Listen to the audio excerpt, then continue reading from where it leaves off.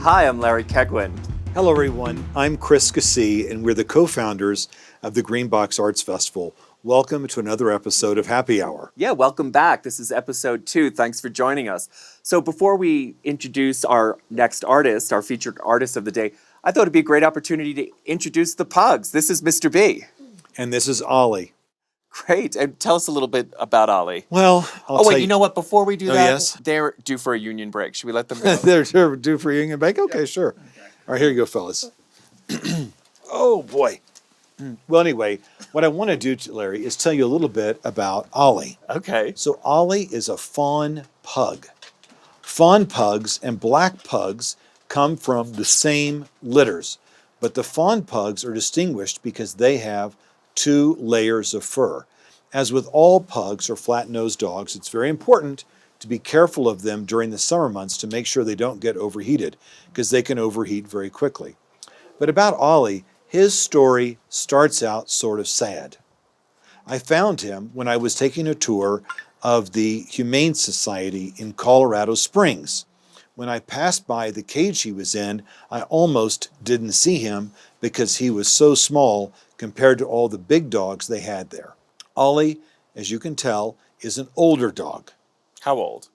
Well, I don't know exactly, but the veterinarian says around 14 or 15 years old. But he's deaf, and he only has 1 tooth.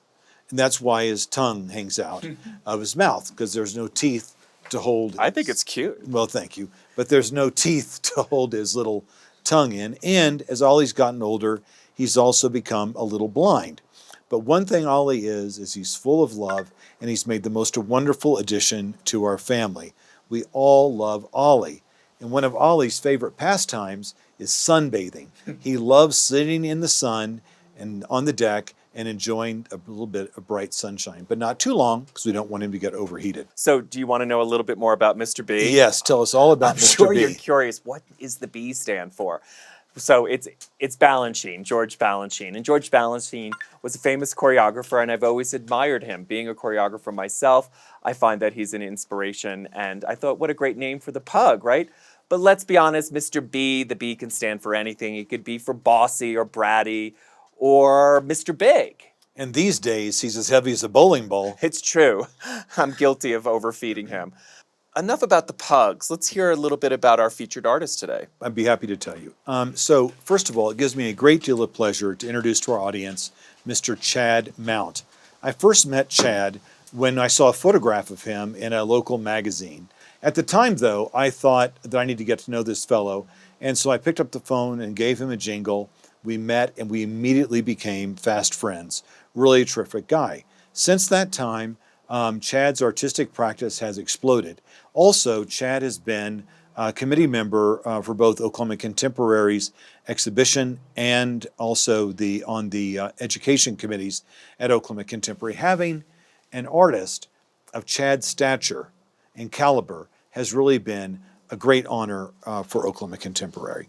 I should also mention that I know we're talking about Greenbox, but Oklahoma Contemporary is the new contemporary arts center that just launched this past March. It did. It was open for about a day before it had to close because of the virus. Anyway, so I want to talk to you a little bit about, should we talk about the Artist in Residency program? Yes, Chad. Is that all right? Chad Mount is the first artist in our Artist in Residency program. So the Greenbox Artist in Residency program is a program to support the evolution of an artist's career. We encourage artists of all different stature, national, international, to come and to engage in this community, in this beautiful environment, and to create work and to share that with our community. So if someone wants to find out a little bit more about opportunities for artists or for the Artist in Residency program, what do you recommend? So you could go to the greenboxarts.org website, and there's a tab that says opportunities for artists. And really, this is something that Greenbox is about, is offering opportunity for artists to create and to engage with the community, but also to allow community members to engage in the arts. So one thing as an artist in residence that Chad wanted to do was to commandeer the artist billboard, which is at the end of Lake Street. And Chad has put one of his pieces of artwork on the artist billboard, and it's entitled Pondering Ponderosas with purpose. That's a lot of P's. And I love the artist billboard. It's become sort of a signature of the festival. Each year there's a different artist who creates for the billboard. But enough about that. It's all very interesting, but I have a feeling it might be more interesting with a little beverage. What do you say we go inside and create a new drink? I think that sounds like a great idea. All right, let's do it. Thank you. Well, welcome back, friends. For today, I thought I'd introduce us to something new. Summer drinks are a category all their own. Refreshments deemed appropriate to indulge between Memorial Day and Labor Day only. My favorite time of year. Actually, sort of like wearing white clothing, especially jeans, shoes, and whatnot. The rule is firm. Only between Memorial Day and Labor Day. This is the holy grail of country club fashion. So, personally, I never feel quite comfortable wearing summer until we get closer to July.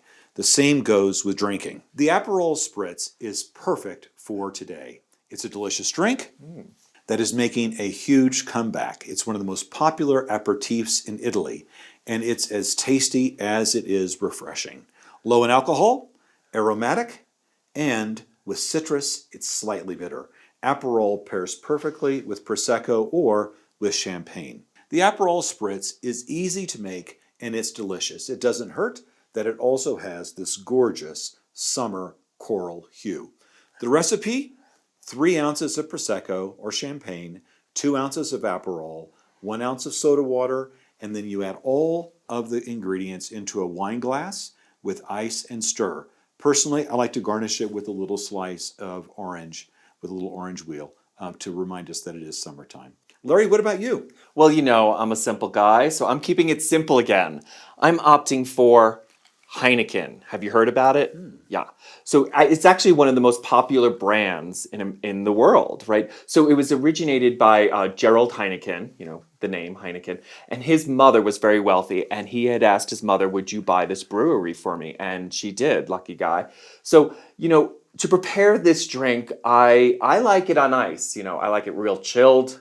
But some people, you might like it room temperature. You know, different strokes for different folks. Now, the hardest thing about preparing this drink, it's finding the opener.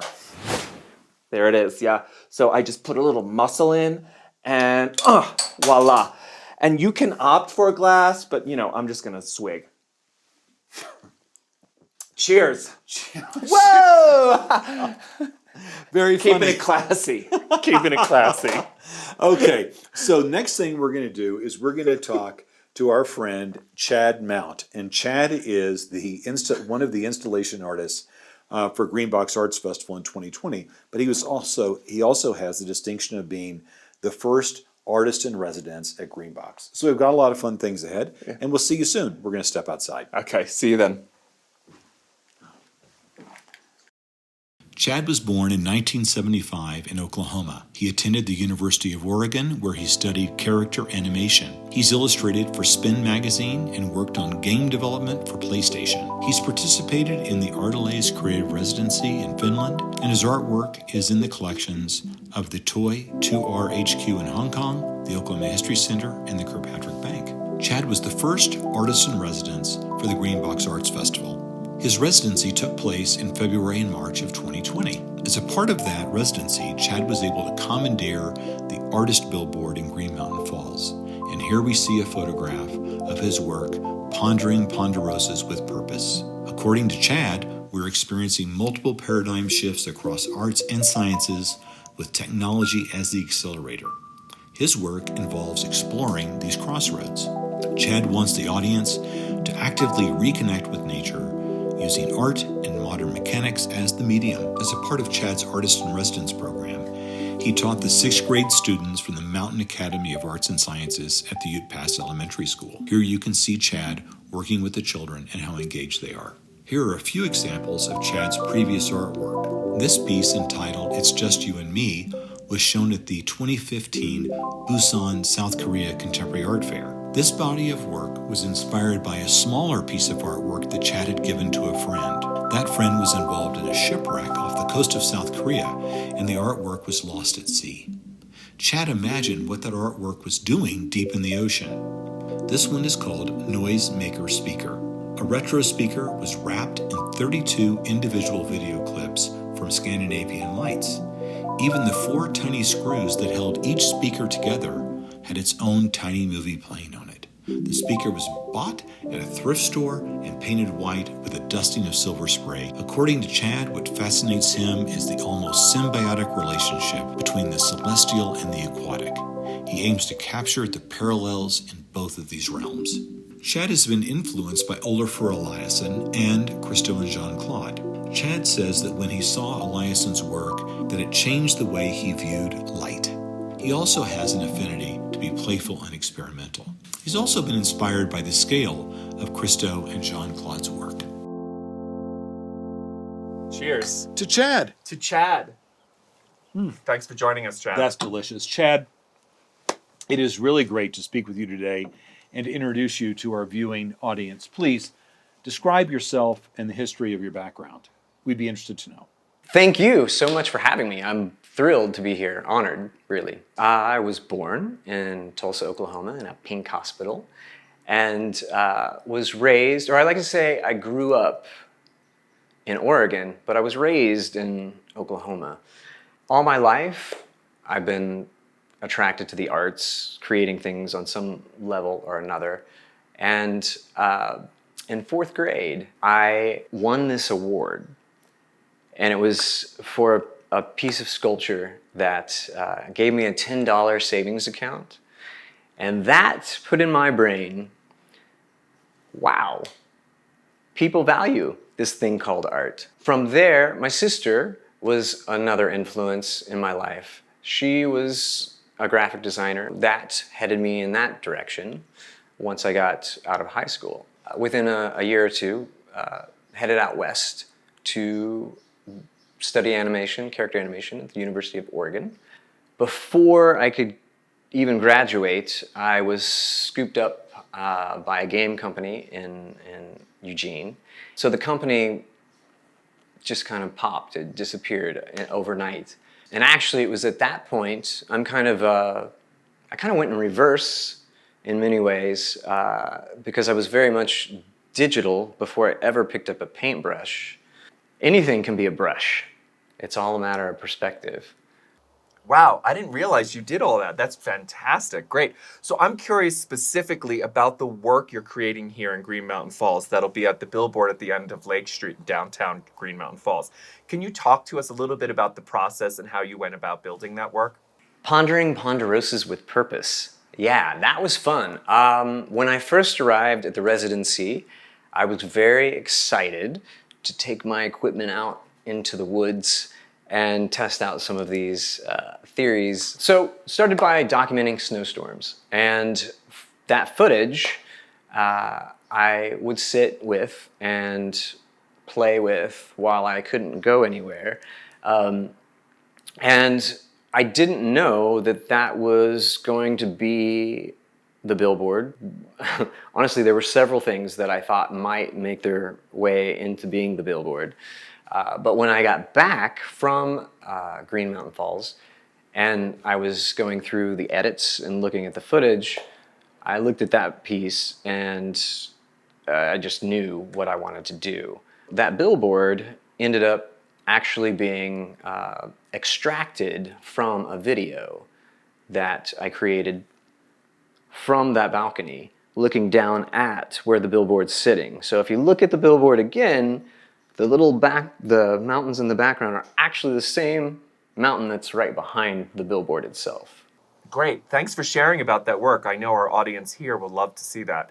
So I'm curious, how has projection, the technology of projection, changed over the years?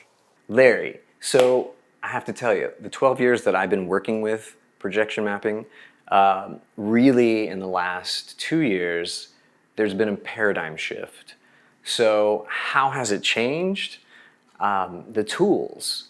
A production that would have cost, $50,000 a few years ago can be done for a fraction of that with the tools that are available now. You don't have to have the expertise and the knowledge and study years of lighting like I have necessarily to to work with projection, to do a project using projection mapping. But I also, Larry, I think it's going to really become more integrated into our daily lives outside of art, alongside with augmented reality. Because the way I look at projection and projection art is more projected, it's more projected AR, because you're essentially augmenting a space with light, but in 3 dimensions. That's fascinating. I'm glad you understand it. I don't understand a thing, but it looks great. And sounds good. Chad, my gosh, you served on the education committee and the exhibits committee at Oklahoma Contemporary, and I'm very, very thankful. You were there for the inaugural exhibition, Bright Golden Haze, which is currently on exhibition. I'm curious to know, in Bright Golden Haze, is there an artist that you identify with? Yes, Chris, the one that I identify with the most is Oliver Eliason. Tell us a little bit about your time in Green Mountain Falls. Did you enjoy your residency here? I know it was cold, it was in February, but you got time to interact with the kids at the Ute Pass Elementary School. Tell us about your time in Green Mountain Falls. Well, Chris, first off, it was a huge honor to be the first artist in residence at Green Mountain Falls, and I loved it. I chose that winter, the February month, because I hate the cold. I mean, I'm a pretty thin guy. I wanted to be outside of my comfort zone to push myself. I felt it would push me in what I was trying to do creatively a little harder, and it did. Chad, you are a ladies' man. What about, what's it called? The Blue Moose. The Blue Moose. Did you make it down to the Blue Moose and check out the ladies, the local talent, play a game of pool? We want stories. We want stories. Please share for our viewing audience. Yeah. This is what they're paying for, Chad. Yes. Chris. Yes, of course. Ladies, it was February, Chris. There weren't many ladies in Green Mountain Falls, even at the Blue Moose. And on that note, what happens at the Blue Moose stays at the Blue Moose. You should know that of all people. Chad, someone whispered in my ear that you were a Deadhead. So, I'm wondering, being a great fan of the Grateful Dead, has that influenced your work at all? Yes, I am a Deadhead. I got into it very early, and so it most definitely influenced what I was doing, including a billboard, oddly enough. The only other billboard that I've ever created ended up going in off a highway in Tulsa for when I was a junior in high school for like 6 months, and it was to help save the rainforest, which I would not have done had I not been introduced to the Rainforest Action Network through touring with the Grateful Dead. Thank you so much for taking the time to meet with us today and to talk with our viewers. You're such a pleasure to work with, and it's an honor to be your friend. If it's okay with you, I'd like to share your contact information in the credits section of this episode with our viewers. So if anyone wants to reach out to you, they can feel free to do so. Thank you so much for this interview. I have to split now. Also, I'd like to thank everyone for participating today and remind them that next week we'll be tuning in with Jason Hackenworth, our featured artist. Very, very exciting. And remember, Always support your local artist, and be kind to animals. especially the pugs. Thanks, everybody. Until next time. Happy Hour with Chris and Larry. Scene 8, take 1. Go grab a drink. Let's do it. Yeah, all right. Come on, guys. Woo, woo, woo. All right. With chilled Prosecco. The Aperol Spritz. Splits? I love the Aperol Spritz. The Aperol Spritz is easy to make and it looks delicious, right? It looks delicious, right? It looks delicious and delicious. Chad, we can't hear you. There seems to be some technical issue. Technical issue. Oh my God. Carlos, what's a great way of saying turn down the sound? Too many amps? You got too many amps going? Turn down the game. Game? Turn down your game. The sound. G-A-I-N. Game. Okay. G-A what? G-A-I-N. Game. Like G-A- gaining your stock Oh, portfolio. turn down your game. Okay.